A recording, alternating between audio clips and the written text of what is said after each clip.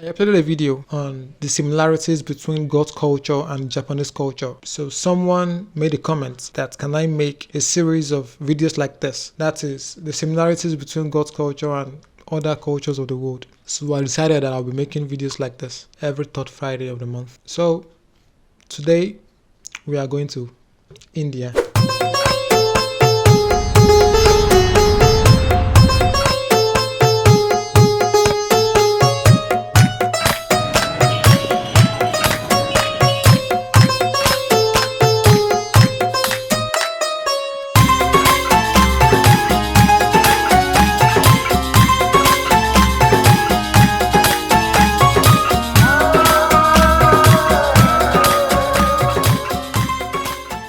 Based on my research, India has different cultures, traditions, and languages, but their culture is still similar to each other. Now, let's dive into it. Number 1. Guest is God. Guest is God is an Indian proverb that has been passed down from generations. Indians generally see visitors or guests as carriers of positive energy and blessings. So they welcome every visitor or guest as God and they treat them well. In God's culture, God told the children of Israel in Leviticus, "When a foreigner resides among you in your land, do not mistreat them. The foreigner must be treated as your own native born. Love them as yourself, for you were foreigners in Egypt. I am the Lord your God." Number 2. Fasting. Although Indians fast for various religious beliefs and reasons like purity of the mind and the body. And one interesting fact is it is deeply rooted in their culture. Fasting is a way of life for the Indians. For example, their women are always asked to fast for their husbands so that they can live long and for other reasons because they believe that females are physically and psychologically stronger than the male. Just like the way Indians fast for a reason, in God's culture, people fast to humble themselves and commit their lives to God. It's another way of saying we honor you, God, beyond food and water. Give us peace, prosperity, long life and all. But it's got to a particular point of time.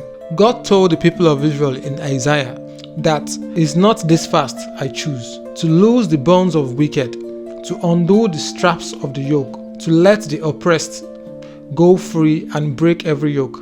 In a simple sentence, God's culture demands not just for praying for blessings alone, but rather for justice and doing what is right. It's just like Mahatma Gandhi of India who decided to fast till death in prison unless the British government let the Indians govern themselves. Even though he had a higher status in the society, he used the opportunity as a public figure to influence his own people to stop killing one another for religious beliefs. Number 3.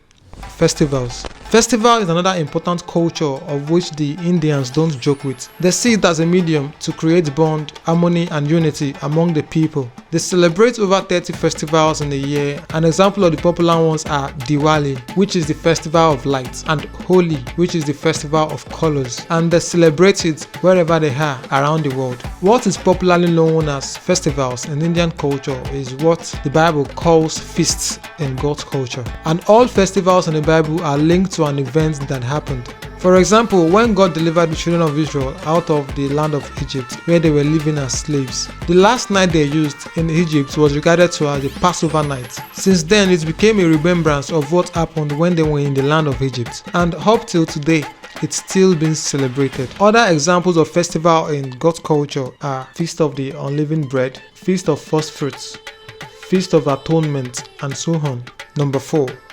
Joint families. The traditional Indian family consists of 3 to 4 generations, starting from the grandparents, parents, children, uncles and aunties that is unmarried, cousins, nieces, nephews, and so on. They all live in one big house with a common kitchen for all families, spending from one purse contributed by all.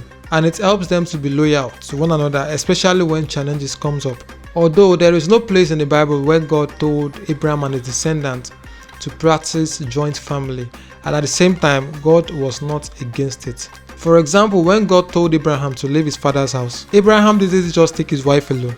He took Lot, his nephew, and all other household members. Another good example is the family of Jacob. His sons lived together with their wives and children even up to when they relocated to the land of Egypt as requested by Joseph. Number 5. Respect for elders. In India, it is part of their daily lives to have respect for elders, either they are related or not. They do this most of the time by touching the feet of the elder, either a male or female, as a sign of respect for their age, experience, achievements, and positions. Besides that, when an elderly man enters a room, the young people that are seated stand up for the elderly person to sit down, and even when the elderly person refuses, they still maintain their standing. In the Bible, God commanded the children of Israel in Leviticus, stand up in the presence of the aged, show respect for the elderly and revere your God. I am the Lord. What elder mean in the Hebrew culture is a wise one, and even up till today, they still maintain that culture. Thank you for watching this series of God's Culture, Another Culture, and don't forget to like and subscribe to my channel. See you in the next video.